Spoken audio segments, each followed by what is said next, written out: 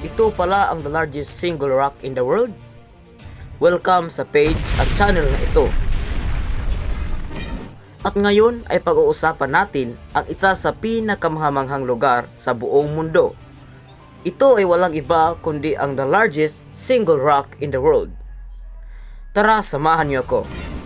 Ang Uluru ay kilala rin bilang Ayers Rock, ay isang malaking bato na matatagpuan sa gitnang bahagi ng Australia. Ito ang pinakamalaking single rock sa buong mundo at napakaganda talaga nito. Ang Uluru ay may taas na 348 metro mula sa lupa at may kabuoang sukat na halos 9.4 kilometro paikot. Ang kulay pula nito ay dulot rin ng iron oxide na nasa ibabaw ng bato. Ang ganda, diba? Ang Uluru ay sagrado para sa mga anago, ang mga aborigal na tao na naninirahan dito.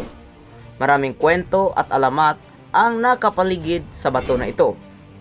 Sa paligid ng Uluru makikita ang napakagandang tanawin ng outback ng Australia.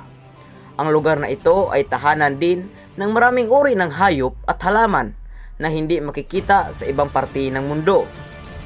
Isa sa mga pinakamangha-manghang karanasan dito ay makikita ang palubog na araw o sunset sa Uluru.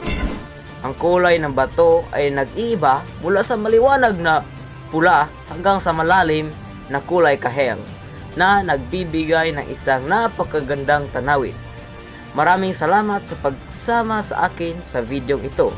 Huwag kalimutan mag-follow, mag-subscribe at i-share ang video ito. Maraming salamat!